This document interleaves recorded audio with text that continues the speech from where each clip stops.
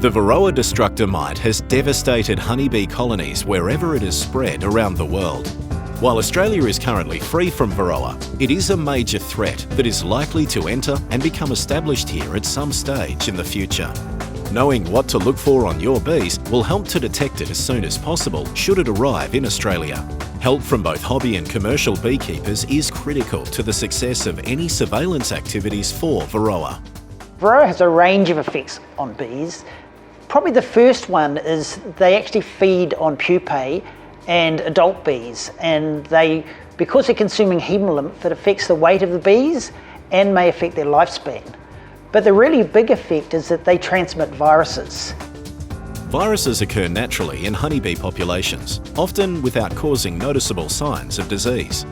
But the feeding activities of Varroa mites impair the bees' immune system, making them more likely to suffer from other pests like viruses. In the presence of Varroa, these viruses can cause obvious disease symptoms.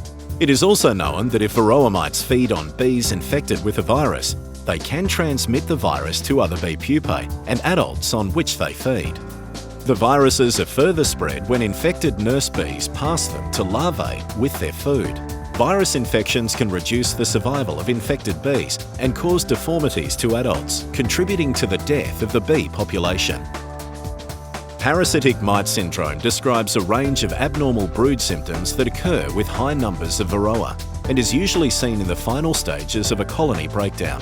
Symptoms can appear at any time of the year, although more often in midsummer and autumn, coinciding with high Varroa levels. Typically, you will see chewed and sunken cappings in a scattered brood pattern, and neglected brood, similar to hives infested with American or European foul brood and sac brood. Usually, the larvae are the most affected. Developing larvae can appear off-coloured and slumped in the bottom or along the side of the cell wall, similar to a sac brood infection, and will often have Varroa feeding on them. Larvae can also be twisted up the side of the cell, as they are for European foul brood, or coiled in a C shape at the opening. Some may form scales of dried soft larvae, which are easily removed. These symptoms will often disappear if the colony is treated to control Varroa. Colony collapse can occur if the hive is not treated to kill the Varroa. However, the presence of Varroa may damage the hive to such an extent that the colony will die, even if the mites are controlled. It's very hard to detect Varroa in a colony at the early stages of infection. And if you start with an infection of just 1 or 2 mites, it might take up to 2 to 3 years for the colony to actually die. But what quite often does happen is you get large amounts of invasion. That's if a colony next door or even within flight range has a large number of Varroa, bees will rob out that colony and bring back the Varroa, increasing the speed with which Varroa population increases and the speed with which the colony dies. And in New Zealand, that may be reduced to as little as 3 or 4 months.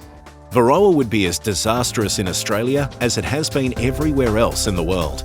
That's why it is so important to inspect your bees for the presence of Varroa whenever you are working with your hives.